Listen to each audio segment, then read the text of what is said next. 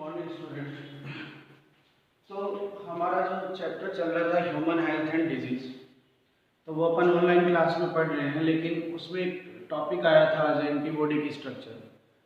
तो वो और कुछ इंपॉर्टेंट टॉपिक का मैं वीडियो लेक्चर दे रहा हूँ आपको, तो इससे आप अच्छे से समझिएगा और फिर हम डाउट लेंगे। राइट, आज का जो टॉपिक है हमारा वो है एंटीबॉडी की स्ट्रक्चर या एंटीबॉडी का इंट्रोडक्शन लेंगे। आपके एनसीईआरटी में बहुत कम ही दे रखा है, तो हम उसी हिसाब से इसका ब्रीफ इंट्रोडक्शन ही लेंगे। बच्चों, एंटीबॉडी क्या है सबसे पहले ये जानना आपको जरूरी है। एंटीबॉडी का सिंबल अपन एबी देते हैं। एंटीबॉडी ग्लोब्युलिन प्रोटीन है जो कि ब्लड सीरम में मिलती है। कहाँ मिलती है? ब्लड सीरम में प्रेजेंट होती है। तो एंटीबॉडी का सिंबल एबी है और ये ग्लोब्युलिन प्रोटीन है। एंटीबॉडी एक प्रोटीन है जो कहाँ मिलती है? ब्लड सीरम या ब्लड प्लाज्मा में मिलती है। एंटीबॉडी का जो फॉर्मेशन है वो बी सेल, और बी सेल का जो डिफरेंशिएट फॉर्म है प्लाज्मा सेल, बी सेल का ही डिफरेंशिएट फॉर्म है ये।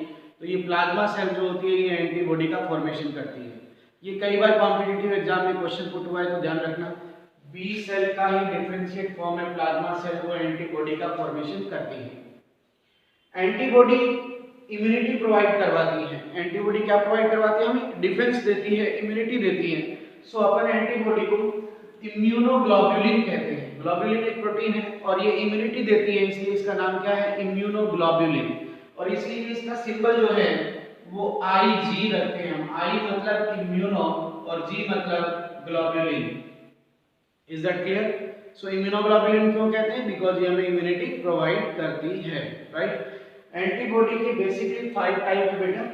IgM, IgA, IgD, IgE और IgG। टोटल 5 टाइप की एंटीबॉडी हम बेसिकली कंसीडर करते हैं। IgM, IgA, IgD, IgE और IgG। राइट, तो बेसिक समझ आ गया एंटीबॉडी क्या है? ग्लोब्युलिन प्रोटीन है। कहाँ होती है? ब्लड सीरम में होती है। क्या प्रोवाइड करवाती है? Immunity. So we called immunoglobulin. और 5 इंपॉर्टेंट टाइप इसके यहाँ पर मैंने लिखे। ठीक है, अब अपने एंटीबॉडी के बेसिक स्ट्रक्चर देखते हैं। एंटीबॉडी की स्ट्रक्चर अगर आप देखोगे बच्चों, तो आपको एक वाई शेप लाइक स्ट्रक्चर दिखेगी इस तरह से। राइट, जो एंटीबॉडी है उसकी स्ट्रक्चर की बात करें तो ये H2L2 टाइप की स्ट्रक्चर होती है। H2L2 टाइप का मतलब कि इसमें 2 हैवी चेन है और 2 लाइट चेन है। प्रोटीन की बनी चेन है, 2 हैवी चेन है और 2 लाइट चेन है। तो इसीलिए इस स्ट्रक्चर का नाम है H2L2 टाइप की स्ट्रक्चर। Is that clear? तो टोटल 4 चेन इसके अंदर हो जाती है। आप यहां पर देखिएगा 1 2 3 4। Is that clear? अब जो हैवी चेन है बच्चों, ये इस पर भी 2 तरह के आपको ग्रुप देखने को मिलेंगे। एक कार्बोक्सिलिक ग्रुप और एक एमाइनो ग्रुप। कार्बोक्सिलिक यानी COOH। तो जो ये कार्बोक्सिलिक ग्रुप है इसको अपन रिप्रेजेंट करेंगे CH से। C मतलब कार्बोक्सिलिक, H मतलब हैवी चेन, लाइक दिस। और जो NH2 है ये वेरिएबल होता है, तो अपन इसको वेरिएबल ग्रुप कहते हैं। और ये कांस्टेंट होता है, तो C का मतलब आप कांस्टेंट भी लगा सकते हैं। ठीक है ना? तो इसको भी अपन रिप्रेजेंट करेंगे VH से, लाइक दिस, VH। अब बेटा जो इसका वेरिएबल ग्रुप है वो एंटीजन बाइंडिंग साइट होती है, यानी ये एंटीजन से रिएक्शन करने वाली साइट होती है। एंटीबॉडी रिएक्ट करती है किससे? एंटीजन से, है ना?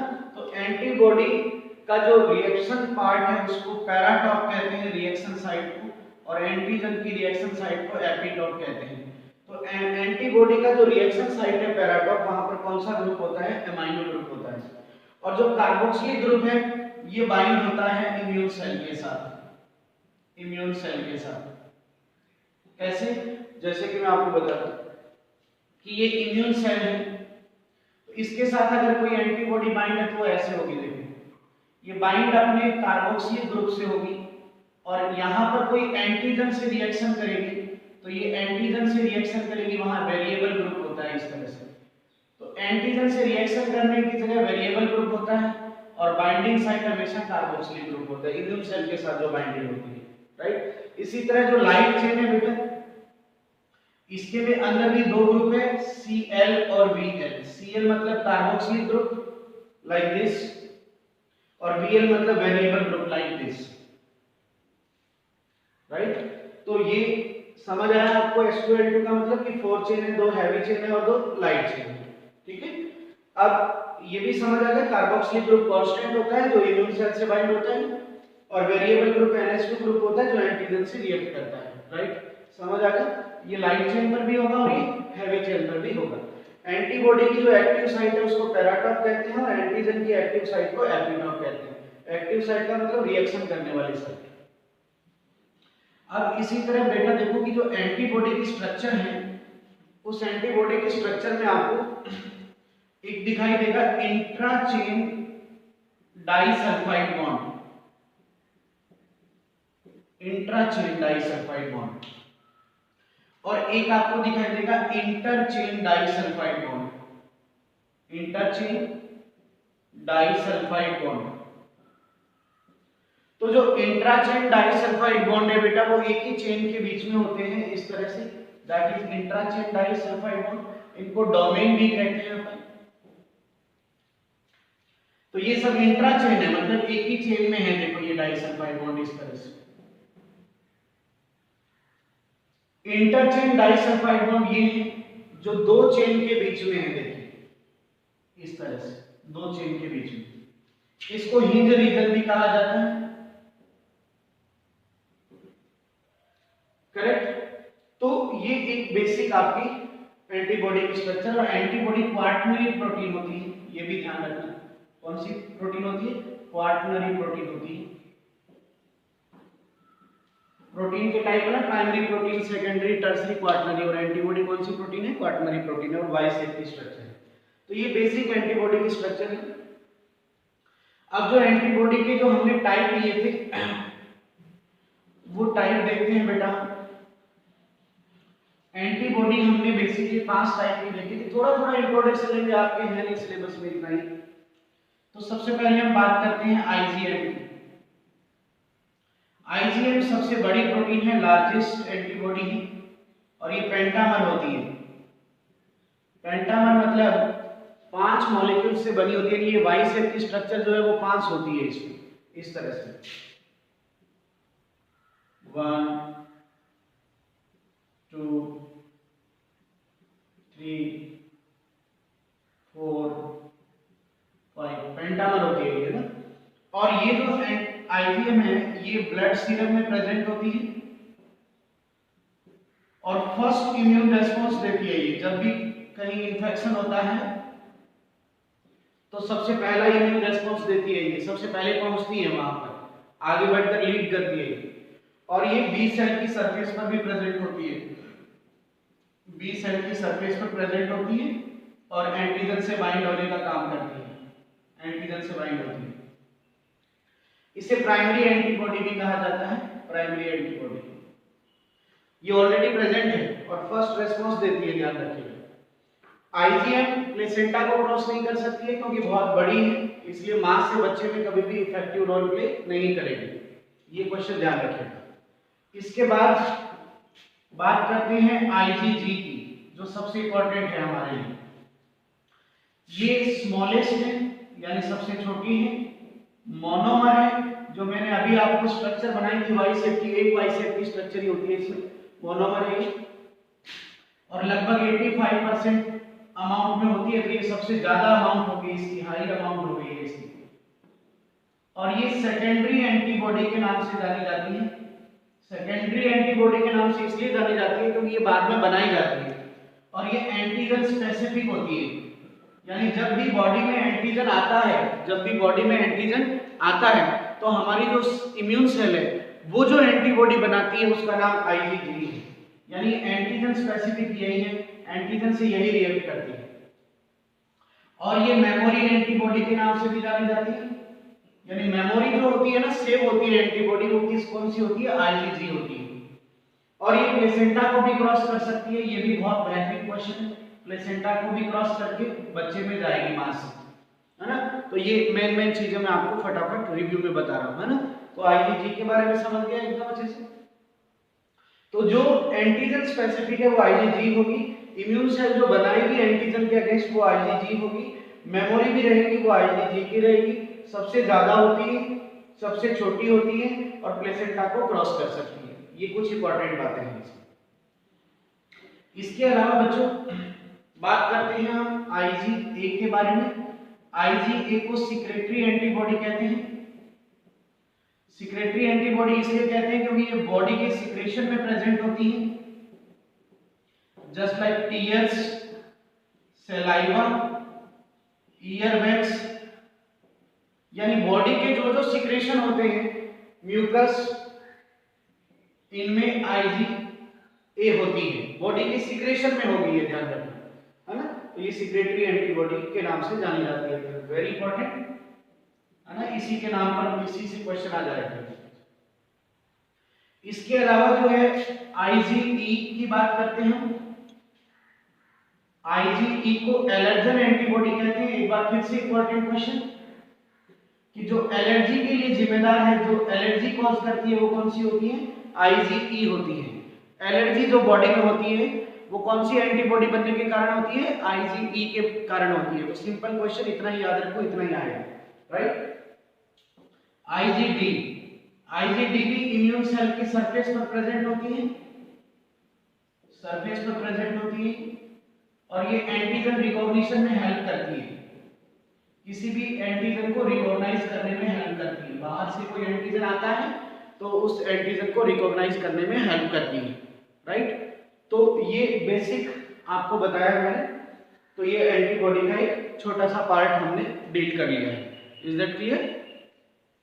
तो एंटीबॉडी के बाद एक और आज जो हम पढ़ रहे थे, तो बच्चों को थोड़ी थोड़ी दिक्कत आ रही थी, तो थोड़ा और आज इस चीज को क्लियर करते हैं। एक उससे पहले एक छोटा सा टॉपिक लेते हैं हम, इम्यूनिटी। बच्चों हमारी बॉडी में इम्यून सिस्टम है, इम्यून सिस्टम हमारी बॉडी में। इम्यून सिस्टम क्या है बेटा, इम्यून ऑर्गन और इम्यून सेल्स का बना होता है। इम्यून ऑर्गन और इम्यून सेल्स का बना होता है। इसको भी हम पूरा आगे एक टॉपिक में डिस्क्राइब करेंगे। तो हमारी बॉडी में इम्यून सिस्टम है जो इम्यून ऑर्गन और इम्यून सेल्स का बना है। ये इम्यून सिस्टम क्या करता है, हमें डिफेंस देता है, डिफेंस देता है, प्रोटेक्शन देता है, डिफेंस की एबिलिटी देता है, और उस डिफेंस की एबिलिटी को इम्यूनिटी कहा जाता है। तो immune system provide us immunity, या immune system provide a defence ability called immunity, is that clear. और डिफेंस किसके अगेंस्ट मिलता है हमें, हमें ये डिफेंस मिलता है against pathogen, against toxic substance, इनके अगेंस्ट हमें डिफेंस मिलता है, हमारी बॉडी को प्रोटेक्शन मिलता है। और ये प्रोटेक्शन देता कौन है, इम्यून सिस्टम। और इस प्रोटेक्शन को कहा क्या जाता है, इम्यूनिटी कहा जाता है। अब ये इम्यूनिटी जो होती है बेसिकली बच्चों दो तरह की होती है। एक होती है इनेट इम्यूनिटी और एक होती है एक्वायर्ड इम्यूनिटी। इनेट और एक्वायर्ड। इनेट को नॉन स्पेसिफिक इम्यूनिटी भी कहा जाता है, नॉन स्पेसिफिक, और एक्वायर्ड को स्पेसिफिक इम्यूनिटी भी कहा जाता है। अब ऐसा क्यों कहा जाता है, इसको देखते हैं। बेसिकली बच्चों आप ये समझिए कि कोई भी, हमारी कंट्री की बात कर लेते हैं। हमारी कंट्री में दो तरह का डिफेंस सिस्टम है, एक इंटरनल डिफेंस सिस्टम है और एक आउटर बॉर्डर पर डिफेंस सिस्टम है। ये जो बॉर्डर वाला डिफेंस सिस्टम है, ये क्या करते हैं, कोई भी टेररिस्ट आता है, कोई भी घुसपैठिए आते हैं, तो ये बॉर्डर वाले जो डिफेंस सिस्टम है ये डायरेक्ट इनको किल करते हैं। ये इनको एड्रेस पता नहीं पूछते कि भाई तुम कौन हो, कहाँ से आए हो, क्या नाम है, हमें बताइए, हम तुम्हें बाद में याद भी रखेंगे, ऐसा कुछ नहीं है। बॉर्डर वालों का क्या काम है, तुरंत जो भी आ रहा है उसको वहीं ऑन द स्पॉट किल कर दो, उसे अंदर घुसने ही ना दो, है ना।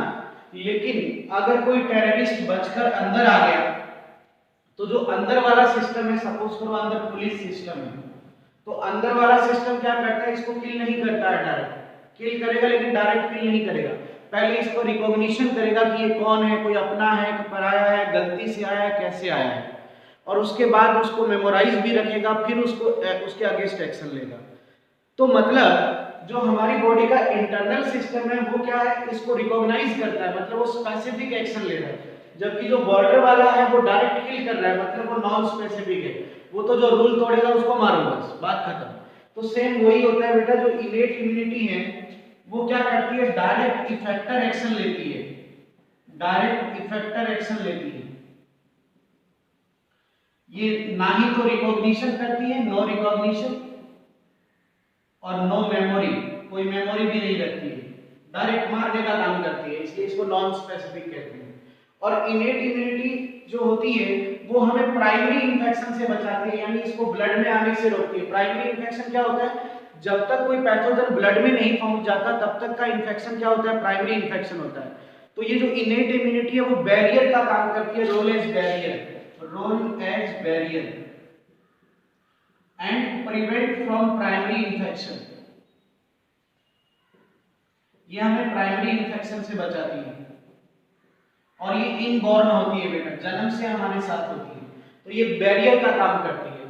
तो इसके बैरियर्स मैंने आज आपको ऑनलाइन क्लासेस में भी पढ़ाया था, क्या क्या बैरियर है बताया था ना मैंने आपको, फिजिकल बैरियर, इनके एग्जांपल याद रखना। एक आपको बताया था मैंने साइकोलॉजिकल बैरियर, एक फिजियोलॉजिकल बैरियर बताया था, और एक साइटोकाइन्स बताए थे ना आज। तो ये इनेट इम्यूनिटी के एग्जांपल है। फिजिकल बैरियर में हमने क्या एग्जांपल लिया था, स्किन का, म्यूकस एपिथेलियम का, है ना। तो ये क्या करते हैं, स्किन जैसे हमें प्राइमरी इंफेक्शन से बचाते, कोई भी आएगा उसको यहीं से रिमूव कर देगी। साइटोलॉजिकल बैरियर में हमने डब्ल्यूबीसी पढ़ी थी, पीएमएनएल, पॉलीमॉर्फो न्यूक्लियर ल्यूकोसाइट, याद है, न्यूट्रोफिल्स का एग्जांपल पढ़ाया था। थोड़ा मैं जल्दी बता रहा हूं क्योंकि ये तो मैंने आज पूरा करा दिया था। फिजियोलॉजिकल बैरियर में हमने बात की थी सलाइवा की, टीयर्स की, गैस्ट्रिक जूस, है ना। So these are physiological barrier, ये हमारी बॉडी में ऐसे जूस बनते हैं, ऐसे केमिकल बनते हैं जो हमें प्रोटेक्शन देते हैं। साइटोकाइन्स में मैंने इंटरफेरोन का आपको एग्जांपल दिया था। इंटरफेरोन क्या है, एंटीवायरल प्रोटीन है, एंटीवायरल प्रोटीन है। तो जब भी हमारी बॉडी में कोई वायरस अटैक करता है तो हमारा टिश्यू की जो सेल है वो इंटरफेरोन बनाती है, जो बाकी सेल को वायरस के इन्फेक्शन से बचाती है। Is that clear? So these are the some examples of innate immunity, और बेसिक इंट्रोडक्शन भी दिया मैंने इनेट इम्यूनिटी का, राइट। अब जो बात आती है बच्चों एक्वायर्ड इम्यूनिटी की, तो थोड़ा एक्वायर्ड इम्यूनिटी को देखते हैं हम लोग। आज जब मैं क्लास ले रहा था तो मुझे ऐसा लग रहा था कि थोड़ा आपको दिक्कत आ रही थी समझने के अंदर, तो इसलिए मैंने सोचा कि इस चीज को एक लेक्चर के माध्यम से भी आपको बता दिया जाए। थोड़ा नेटवर्क इशू भी था उस समय, तो क्लियर हो नहीं रही थी बातें। तो एक्वायर्ड इम्यूनिटी की बात करते हैं अपन। एक्वायर्ड इम्यूनिटी क्या होती है बेटा, बर्थ के बाद डेवलप होती है, आफ्टर बर्थ डेवलप होती है, बर्थ के बाद डेवलप होती है, ठीक है ना, बर्थ के बाद डेवलप होती है, और ये स्पेसिफिक होती है। स्पेसिफिक होने का मतलब कि ये रिकॉग्निशन भी करेगी पैथोजन का, मेमोरी भी रखेगी उसकी, और इफेक्टर एक्शन भी लेगी, यानी उसको किल भी करेगी। ये तीनों काम ये करती है ना। जबकि innate immunity direct effector action ले रही थी, वो रिकॉग्निशन और मेमोरी नहीं बना रही थी। बात समझ आ गया? तो अब जो एक्वायर्ड इम्यूनिटी है बच्चों, ये एक्वायर्ड इम्यूनिटी को भी हम थोड़ा अच्छे से देखते हैं। एक्वायर्ड इम्यूनिटी को और बढ़िया समझने के लिए हम इसके दो टाइप बना लेते हैं, active immunity, acquired active, right, और एक्वायर्ड पैसिव। थोड़ा अपन एक काम करके इसको और अच्छा सा फ्लो चार्ट लेते हैं। एक्वायर्ड इम्यूनिटी के दो टाइप बनाते हैं, नेचुरल एक्वायर्ड इम्यूनिटी और आर्टिफिशियल एक्वायर्ड इम्यूनिटी। नेचुरल और आर्टिफिशियल। नेचुरल के भी दो टाइप बनाते हैं हम, आगे देखो और अच्छा कर लिए हमने, नेचुरल एक्टिव और नेचुरल पैसिव। इसी तरह आर्टिफिशियल के भी दो टाइप बना लेते हैं, आर्टिफिशियल एक्टिव और आर्टिफिशियल पैसिव।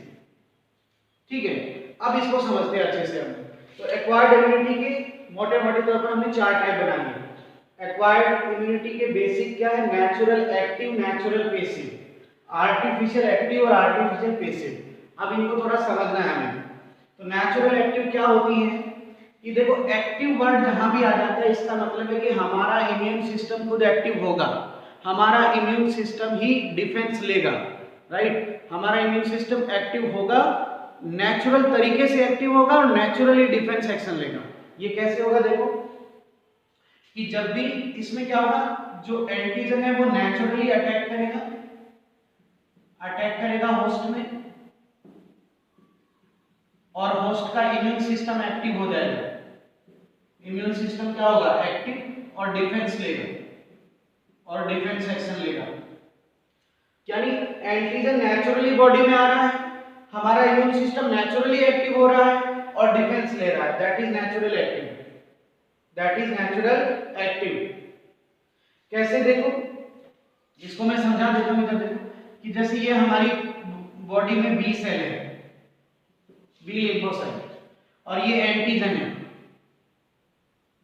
तो एंटीजन आया यहां पर बी सेल से बाइंड हुआ, बी सेल एक्टिव हुई और बी सेल ने एंटीबॉडी बनाई, और इस एंटीबॉडी ने एंटीजन से रिएक्शन किया और एंटीजन को किल कर दिया। अब देखो, जो एंटीजन है वो नेचुरली बॉडी में आया, हमारा इम्यून सिस्टम नेचुरली एक्टिव हुआ, डिफेंस लिया, एंटीजन को किल कर दिया। That is natural active, that is natural active. Is that clear? समझ आ रहा है एकदम अच्छे से? अब इसी तरह से देखो दूसरा लेते हैं, नेचुरल पैसिव। पैसिव का मतलब है कि हमारा इम्यून सिस्टम एक्टिव नहीं होगा, हमारा इम्यून सिस्टम एक्टिव नहीं होगा, ये पैसिव का मतलब है। तो इसमें क्या होता है कि देखो, मदर से प्लेसेंटा के थ्रू फीटस में एंटीबॉडी जा रही है। तो मां से फीटस में एंटीबॉडी जा रही है, मां ने तो नेचुरली बनाई है ना, तो ये नेचुरल हो गया। लेकिन बच्चे का इम्यून सिस्टम तो काम नहीं किया ना, तो बच्चे के लिए क्या हो गया, पैसिव हो गया। इसी तरह मदर से कोलेस्ट्रम के थ्रू, कोलेस्ट्रम अर्ली मिलन होता है ना, कोलेस्ट्रम के थ्रू बच्चे के अंदर, इन्फेंट या चाइल्ड के अंदर एंटीबॉडी जा रही है। तो बच्चे को इम्यूनिटी मिल रही है, बच्चे का इम्यून सिस्टम काम नहीं कर रहा है, तो बच्चे के लिए क्या हो गया, पैसिव। लेकिन चूंकि ये मां से प्रोवाइड हो रहा है तो ये नेचुरली सिस्टम हो गया, तो नेचुरली पैसिव। तो ये इसके दो एग्जांपल है, आपको ध्यान में रखना है। तो नेचुरल एक्टिव और नेचुरल पैसिव समझ आ रही है एकदम अच्छे से? नेचुरल एक्टिव में क्या होता है, एंटीजन आता है बॉडी में, बॉडी का इम्यून सिस्टम नेचुरली एक्टिव होता है और डिफेंस लेता है। और नेचुरल पैसिव में क्या है, मां से बच्चे में प्लेसेंटा के थ्रू एंटीबॉडी जाना या मां से बच्चे में कोलेस्ट्रम के थ्रू एंटीबॉडी जाना, ये पैसिव है, क्योंकि बच्चे का इम्यून सिस्टम काम नहीं कर रहा है, इसीलिए ये पैसिव है। उम्मीद है कि समझ आया होगा। इसी तरह अब हम बात करते हैं आर्टिफिशियल की। तो सबसे पहले अपन बात करते हैं आर्टिफिशियल एक्टिव की। आर्टिफिशियल एक्टिव में क्या होता है बच्चों, एक्टिव वर्ड आने का मतलब समझ जाओ कि इम्यून सिस्टम एक्टिव होगा, इम्यून सिस्टम एक्टिव होगा, राइट। लेकिन आर्टिफिशियल यानी इम्यून सिस्टम को एक्टिव कराने का तरीका आर्टिफिशियल है। कैसे, देखो ये जैसे हमारी बॉडी है और ये हमारी बॉडी में बी सेल है। हमारी बॉडी में एंटीजन आए, लेकिन एंटीजन यहाँ बी सेल से रिएक्शन नहीं की, नो रिएक्शन, तो हमारी बी सेल एक्टिव नहीं हो पाएगी। कुछ ऐसे क्रिप्टिक एंटीजन होते हैं जो बी सेल को एक्टिव नहीं कर पाते, टी सेल को एक्टिव नहीं कर पाते, और वो घुसपैठ ही होते हैं, अंदर ही अंदर ग्रोथ करते रहते हैं और हमें डिजीज कॉज करते हैं। अब हमारा सिस्टम के साथ वो रिएक्ट ही नहीं कर रहे, तो सिस्टम को कैसे पता चलेगा? तो नेचुरली जो एंटीजन आया उसने हमारे सिस्टम को एक्टिव नहीं किया, तो हम क्या करते हैं, ऐसी कंडीशन में वैक्सीन की हेल्प लेते हैं। वैक्सीन में हम एंटीजन डालते हैं, एंटीजन वैक्सीन है, तो ये एंटीजन जाते हैं और ये एंटीजन जाकर बी सेल से रिएक्शन करते हैं। वैक्सीन से हमने एंटीजन डाला और ये एंटीजन जाके बी सेल से रिएक्शन करते हैं और अब बी सेल क्या होती है, एक्टिव होती है और वो क्या बनाती है, एंटीबॉडी बनाती है और एंटीबॉडी बनाकर वो एंटीजन को किल करती है। अब आप इस डायग्राम में क्या समझ रहे हैं, हमारा इम्यून सिस्टम एक्टिव हो रहा है, सो दैट इज एक्टिव, लेकिन इम्यून सिस्टम को एक्टिव कराने का तरीका क्या है, आर्टिफिशियल, मतलब किसके द्वारा हम करवा रहे हैं, वैक्सीन के द्वारा। तो ये इसलिए आर्टिफिशियल एक्टिव का एग्जांपल है। तो इसका एग्जांपल आप दे सकते हो वैक्सीनेशन या इम्यूनाइजेशन। ये इसी प्रिंसिपल पर काम करता है ना। इसमें आप ये याद रखो, अपने तो अपने ही होते हैं, आखिर एंटीबॉडी तो अपनों ने ही बनाई, लेकिन अपनों को एक्टिव करने के लिए हमें किसकी जरूरत पड़ी, एंटीजन वैक्सीन की जरूरत पड़ी। Is that clear? और ये वैक्सीनेशन का प्रिंसिपल भी ध्यान रखना, वैक्सीन का ये प्रिंसिपल है, करेक्ट। इसके बाद हम पेशिव की बात कर लेते हैं, आर्टिफिशियल पेशिव की। यहां क्या होगा, कुछ ऐसे सीरियस केस हो जाते हैं, लाइक अपन एग्जांपल लेते हैं, जैसे कि पॉइजनस एनिमल ने बाइट कर लिया हमें, पॉइजनस एनिमल ने बाइट कर लिया, या फिर आप फूड पॉइजनिंग का एग्जांपल ले लो, है ना, फूड पॉइजनिंग हो गई आप, या टेटनस का केस भी ले लो आप। तो ये कुछ ऐसे केस होते हैं जिनमें हमें इमरजेंसी के अंदर, इमरजेंसी में हमें उससे एंटीबॉडी प्रोवाइड करवानी है। इमरजेंसी मतलब कि हमारे पास टाइम नहीं है इतना। अब नॉर्मली क्या होता है कि कोई भी एंटीजन हमारी बॉडी में आता है, वो बी सेल से रिएक्ट करता है, बी सेल एक्टिव होती है, फिर बी सेल एंटीबॉडी बनाती है, फिर वो रिएक्शन करती है, अरे तब तक तो काम हो जाएगा।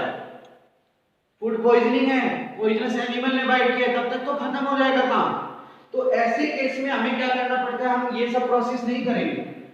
ऐसे केस में क्या करते हैं हम, जैसे ये हमारी बॉडी है, ये हमारा इम्यून सिस्टम है, बी सेल, कोई बात नहीं, इसे पढ़ा रहने दीजिए। हम क्या करते हैं, ऐसी वैक्सीन लेते हैं जो कि एंटीबॉडी वैक्सीन होती है या एंटी टॉक्सिन वैक्सीन होती है, एंटीबॉडी वैक्सीन या एंटी टॉक्सिन वैक्सीन। तो डायरेक्ट हम इसमें एंटीबॉडी यूज करते हैं या डायरेक्ट हम क्या यूज करते हैं, एंटी टॉक्सिन यूज करते हैं डायरेक्ट। तो इसमें क्या हमारे इम्यून सिस्टम को कोई काम करना पड़ा, नहीं, हमारा इम्यून सिस्टम तो आराम से बैठा है। हमने तो डायरेक्ट क्या किया, एंटीबॉडी वैक्सीन ली है या डायरेक्ट हमने एंटी टॉक्सिन, हमने ऑलरेडी प्रिपेयर्ड एंटीबॉडी यूज की है, तो ये डायरेक्ट रोल करेगी, अपना डायरेक्ट पैथोजन को किल करेगी या डायरेक्ट टॉक्सिन को डैमेज करेगी। तो ये इसमें क्या हमारे इम्यून सिस्टम को काम करना पड़ा, नहीं करना पड़ा। तो फिर ये क्या हो गया बताओ, पेसिव। तो कहने का मतलब वैक्सीन दोनों तरीके की होती है, वैक्सीन एक्टिव वाली भी होती है और वैक्सीन पेसिव भी होती है। यानी वैक्सीन हमें दोनों तरह की इम्यूनिटी देती है, एक्टिव इम्यूनिटी भी देती है और पेसिव इम्यूनिटी भी देती है। पेसिव वाली में हम डायरेक्ट एंटीबॉडी लेते हैं ज्यादा, और एक्टिव वाले में हम एंटीजन यूज करते हैं, एंटीजन वैक्सीन लेते हैं हम इसमें, करेक्ट। ये बात समझ आया होगा आपको एकदम अच्छे से। तो ये बेसिक इंट्रोडक्शन दिया है मैंने, ताकि अब आप अगर एनसीईआरटी रीड करेंगे या अपन ऑनलाइन लेक्चर में जाएंगे, है ना, तो आपको दिक्कत नहीं आएगी, आपको थोड़ा बहुत एक प्लेटफॉर्म दे दिया है मैंने समझने का। अच्छा, एक और, आज बार बार एक टर्म आ रही थी, ह्यूमोरल इम्यूनिटी और एक सेल मीडिएट इम्यूनिटी। तो दोनों को आप समझ लीजिए क्या चीज, इम्यून रेस्पॉन्स या इम्यूनिटी। ये सीएमआई है, सेल मीडिएट इम्यूनिटी, या इसे एचआई या ह्यूमोरल इम्यूनिटी कहते हैं। अब ये क्या होती है, देखो, ह्यूमोरल इम्यूनिटी इसलिए कहते हैं बच्चों की इसमें एंटीबॉडी का फॉर्मेशन होता है। किसका? एंटीबॉडी का। एंटीबॉडी यानी प्लाज्मा प्रोटीन है, लिक्विड प्रोटीन है, वो हमें डिफेंस दे रही है। ह्यूमोरल का मतलब लिक्विड, इसीलिए इसे ह्यूमोरल इम्यूनिटी कहा जाता है। और ये बी सेल के द्वारा दी जाती है, इसको समझ लीजिए अच्छे से। ये बी लिम्फोसाइट है और ये हमारी बॉडी में कोई एंटीजन आ रहा है, ये इस पर एंटीजन बाइंडिंग साइट है। तो जब भी कोई एंटीजन यहां पर आएगा वो बाइंड होगा और बी सेल क्या होगी, एक्टिव होगी।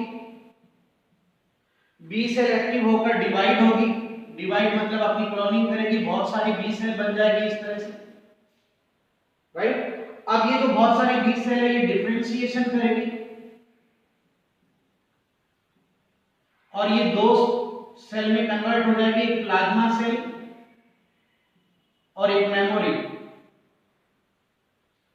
प्लाज्मा और मेमोरी, ये बी सेल डिफरेंशिएट होकर दो भागों में डिवाइड होगी। प्लाज्मा सेल अब एंटीबॉडी बनाएगी, और एंटीबॉडी कौन सी बनती है आपको मैंने अभी बताया था, एंटीजन के अगेंस्ट कौन सी एंटीबॉडी बनती है, आईजीजी। ये एंटीबॉडी क्या करेगी, एंटीजन को किल करेगी। अब देखो बच्चों कि ये प्राइमरी रेस्पॉन्स के नाम से जाना जाता है। कोई भी एंटीजन आया, बी सेल एक्टिव हुई, डिवाइड हुई, एंटीबॉडी बनी, एंटीजन को किल किया, ये प्राइमरी रेस्पॉन्स है। जब फर्स्ट टाइम कोई एंटीजन आता है उसके अगेंस्ट एंटीबॉडी बनाकर उसको किल किया जाता है, ये प्राइमरी रेस्पॉन्स है। प्राइमरी रेस्पॉन्स स्लो होता है और टाइम कंज्यूमिंग होता है बेटा। क्यों? क्योंकि आपको पता है एंटीजन को रिकॉग्नाइज करना पड़ेगा, फिर बी सेल एक्टिव होगी, डिवाइड होगी, डिफरेंशिएट होगी, तब जाके एंटीबॉडी बनेगी। तो ये बहुत स्लो और टाइम कंज्यूमिंग होता है। लेकिन ये जो मेमोरी है इसमें आईजीजी जो है वो सेव रहती है। अब क्या होता है कि अगर सेकेंड टाइम सेम एंटीजन का अटैक होगा तो डायरेक्ट मेमोरी एंटीबॉडी एक्शन करेगी। डायरेक्ट जो मेमोरी एंटीबॉडी है वो क्या करेगी, एक्शन करेगी डायरेक्ट। ये डायरेक्ट एक्शन करेगी तो इसको कोई पहचानने की जरूरत नहीं है, ना ही एक्टिव होने की जरूरत है। मेमोरी एंटीबॉडी डायरेक्ट इसको किल कर देगी। ये सेकेंडरी रेस्पॉन्स होता है, यानी जो मेमोरी एंटीबॉडी है ये सेकेंडरी रेस्पॉन्स देती है ना। और ये रैपिड होता है, रैपिड यानी फास्ट होता है और कोई टाइम कंज्यूमिंग प्रोसेस नहीं होती। तो ये ह्यूमोरल इम्यूनिटी है जो बी सेल देती है बेटा। और आप प्राइमरी और सेकेंडरी रेस्पॉन्स भी समझ गए। प्राइमरी रेस्पॉन्स जब फर्स्ट टाइम एंटीजन आता है तो उसको किल करने का तरीका, और सेकेंडरी रेस्पॉन्स का मतलब है जो मेमोरी एंटीबॉडी होती है, कौन सी होती है, मेमोरी आईजीजी, वो क्या करती है, सेम एंटीजन जब दोबारा अटैक करता है तो उसको किल करने के काम आती है। तो वो सेकेंडरी इम्यून रेस्पॉन्स है। समझ रहे हैं? इसके बाद हम बात करते हैं सेल मीडिएट इम्यूनिटी। अगर हम सेल मीडिएट इम्यूनिटी की बात करें तो ये वाली इम्यूनिटी प्रोवाइड करवाई जाती है टी सेल के द्वारा, टी लिम्फोसाइट के द्वारा। अब क्या है बेटा, वही चीज है देखो कि ये टी सेल है और ये कोई भी एंटीजन जब आएगा तो टी सेल के साथ ये बाइंड होगा। टी सेल यहाँ पर एक्टिव हो जाएगी, एक्टिव होने के बाद डिवाइड होगी, है ना, बहुत सारी टी सेल बनेगी। उसके बाद डिफरेंशिएशन होगा, और टी सेल के आगे टाइप बनेगी, T H, T C, T S, T M. इसको कई बार टी आर भी बोला जाता है, रेगुलेटर टी सेल भी बोला जाता है। अब देखो टी एच का मतलब है हेल्पर टी सेल, सी का मतलब है साइटोटॉक्सिक टी सेल, ये सप्रेसर या रेगुलेटर टी सेल, सप्रेसर या रेगुलेटर टी सेल, और ये मेमोरी टी सेल। अब देखो क्या होता है बेटा, जैसे ही टी सेल एक्टिव होती है, डिवाइड होने के बाद ये डिफरेंशिएट होकर इतने टाइप्स बनाती है। हेल्पर टी सेल क्या करती है, कुछ ग्रोथ फैक्टर बनाती है और उन ग्रोथ फैक्टर की हेल्प से ये टीसी को एक्टिव करती है। इसके अलावा T H cell B cell को भी एक्टिव करती है, मैक्रोफेज को भी एक्टिव करती है, यानी अदर सेल को भी एक्टिव करती है। यानी टी सेल का काम है, टी एच का काम है ग्रोथ फैक्टर बनाना और बाकी सेल्स को एक्टिव करना। ठीक है, इसे T4 सेल भी कहते हैं बच्चों, ध्यान रखना, और इसे T8 सेल भी कहते हैं। तो ये टीएच का काम समझ आएगा, हेल्पर। हेल्पर का मतलब ये बाकी सेल को एक्टिव करने का काम करती है। और जो टीसी सेल है यानी साइटोटॉक्सिक सेल है, ये साइटोटॉक्सिन बनाती है या लिम्फोटॉक्सिन बनाती है, और इस लिम्फोटॉक्सिन से पैथोजन किल हो जाता है। यानी पैथोजन को किल करने का काम टीसी सेल करती है। टीआर रेगुलेटर या टीएस यानी सप्रेशर, ये रेगुलेशन का काम करेगी, यानी ये चाहेगी तो टी सेल अपना, टीसी सेल, टीएच सेल अपना फंक्शन करेगी, अदरवाइज नहीं चाहिए। ये चाहेगी तो इनको एक्टिव भी कर सकती है, ये चाहेगी तो इनको सप्रेस भी कर सकती है। मेमोरी टी सेल, इसमें मेमोरी सेव रहेगी। मेमोरी मतलब समझ आ गया, जो सेकेंडरी इम्यून रेस्पॉन्स में काम आएगी, यानी दोबारा अगर सेम एंटीजन का अटैक हुआ तो मेमोरी सेल डायरेक्ट उसको किल करने का काम कर देगी। Is that clear? ये समझ आया एकदम अच्छे से? तो ये सेल मीडिएट इम्यूनिटी है। सेल मीडिएट इसलिए कहते हैं क्योंकि सेल के द्वारा बनाया गया टॉक्सिन पैथोजन को किल कर रहा है, इसीलिए इसको सीएमआई कहा जाता है। बात समझ आ गई? एक और इंपॉर्टेंट चीज यहां पर मैं आपको बता दूं कि बहुत अच्छा क्वेश्चन है, सारे बच्चे इसको ध्यान से देखेंगे, एनसीईआरटी ने भी बहुत अच्छे से लिखा है कि जो टीसी सेल है, टीसी सेल जो है उसका ग्राफ्टिंग में भी रोल होता है, ग्राफ्टिंग या ट्रांसप्लांटेशन में भी रोल होता है, ऑर्गन ट्रांसप्लांटेशन, और इसमें ये ऑर्गन रिजेक्शन का काम करती है। कैसे? ध्यान से सुनो, ये बहुत इंपॉर्टेंट चीज है, ध्यान से। क्या होता है बेटा कि हमें कई बार कोई ऑर्गन ट्रांसप्लांट करना होता है या ऑर्गन ग्राफ्ट करना होता है, यानी एक पर्सन का ऑर्गन दूसरे पर्सन को दिया जाता है, क्लियर? तो उसमें टीसी सेल का बहुत रोल है।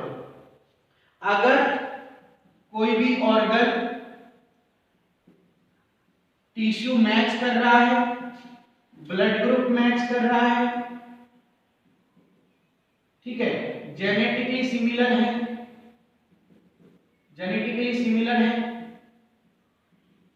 ना, डोनर और रेसिपिएंट दोनों के टिश्यू मैच कर रहे हैं, दोनों का ब्लड ग्रुप मैच कर रहा है, दोनों जेनेटिकली सिमिलर है, तो फिर ऑर्गन एक्सेप्ट हो जाएगा, उसका रिजेक्शन नहीं होगा, यानी टीसी सेल कोई एक्शन नहीं लेगी अगर ये सब चीज है तो। लेकिन अगर मिसमैच टिश्यू है, ब्लड ग्रुप मिसमैच है, ब्लड ग्रुप भी मिसमैच है, जेनेटिकली भी डिसिमिलर है, इस केस में क्या होगा कि ऑर्गन रिजेक्शन हो जाएगा, और ऑर्गन रिजेक्शन कौन करेगा? TC cell. तो टीसी सेल ग्राफ्टिंग में रोल करती है। अगर मिसमैच टिश्यू आपने ग्राफ्ट कर दिया तो टीसी सेल एक्टिव हो जाएगी और वो दूसरे टिश्यू को एंटीजन मानेगी, जो भी दूसरा ऑर्गन है वो मिसमैच है तो वो उसको एंटीजन की तरह ट्रीट करेगी और फिर उसके खिलाफ एक्शन लेगी। तो ऑर्गन रिजेक्शन में कौन काम करता है? टीसी सेल काम करती है। और ऑर्गन रिजेक्शन कब होता है? जब आपने मिसमैच टिश्यू या ब्लड ग्रुप मिसमैच या जेनेटिकली डिसिमिलर ऑर्गन आपने ट्रांसप्लांट किया है तो ऐसा होगा, ठीक है ना? तो इसके लिए क्या करते हैं बेटा हम लोग कि अगर हमें ऑर्गन रिजेक्शन को बचाना है, ऑर्गन रिजेक्शन नहीं होने देना, तो हम क्या करते हैं? टीसी सेल को सप्रेस करते हैं, इसको सप्रेस करते हैं। तो अगर ये सप्रेस रहेगी, ये काम नहीं करेगी तो ऑर्गन रिजेक्ट नहीं होगा, भले ही वो मिसमैच क्यों ना हो, राइट? तो इसके लिए हम क्या करते हैं? मेडिसिन के अगले चैप्टर में आएगा आपको साइक्लोस्पोरिन ड्रग यूज करते हैं हम, साइक्लोस्पोरिन ड्रग। ये क्या करती है बेटा? टीसी सेल को सप्रेस करती है, और टीसी सेल सप्रेस होगी तो वो ऑर्गन को रिजेक्ट नहीं करेगी, इस बात को ध्यान रखिएगा। और भी इम्यूनोसप्रेसिव एजेंट बहुत सारे आते हैं, तो इम्यूनोसप्रेसिव एजेंट अपन यूज करते हैं यहाँ पर, ड्रग या एजेंट या केमिकल अपन यूज करते हैं। तो वो क्या करते हैं बेटा? टीसी सेल को सप्रेस कर देते हैं, और टीसी सेल अगर काम नहीं करेगी तो ऑर्गन रिजेक्ट नहीं होगा। Is that clear? तो ये बात आपको ध्यान में रखनी है। तो टीसी सेल वाला कॉन्सेप्ट भी मैंने आपको बता दिया, ठीक है? प्राइमरी रेस्पॉन्स और सेकेंडरी रेस्पॉन्स भी आप समझ आ गया आपको। प्राइमरी रेस्पॉन्स क्या होता है? जब पहली बार कोई पैथोजन अटैक करता है उसके अगेंस्ट जो एक्शन लिया जाता है वो प्राइमरी रेस्पॉन्स है। वो स्लो होता है क्योंकि उसमें इम्यून सिस्टम को एक्टिव होना पड़ता है, डिवाइड डिफरेंशिएट होना पड़ता है, फिर जाके एंटीबॉडी बनती है, तब जाके एंटीजन किल होता है। लेकिन जो सेकेंडरी रेस्पॉन्स है वो मेमोरी देती है, और वैक्सीनेशन का जो प्रिंसिपल है वो भी मेमोरी के बेस पर टिका हुआ है ना? आप प्री वैक्सीन अपन लगाते हैं, जैसे पॉक्स वैक्सीन लगाते हैं, पोलियो वैक्सीन लेते हैं, ये सब टिटनेस वैक्सीन लेते हैं, ये मेमोरी के बेस पर है। क्योंकि एक बार हमने ये वैक्सीन ले लिया है, अब हमारी बॉडी में इनका मेमोरी सेव है, तो जब भी फ्यूचर में ये कोई अटैक होगा तो मेमोरी डायरेक्ट उसको क्या कर देती है? किल कर देती है। तो ये पूरा प्रिंसिपल मेमोरी के ऊपर बेस्ड होता है, ठीक है ना? तो ये आपको एक क्लास जो है आज की क्लास में जो छोटी सी प्रॉब्लम आ रही थी उसका सॉल्यूशन करने के लिए मैंने यहाँ पर आपको ये चीज़ समझाई। होपफुली आपको ये अच्छे से समझ आ गई होगी। बाकी अपन नेक्स्ट लेक्चर में लेंगे। Thank you very much.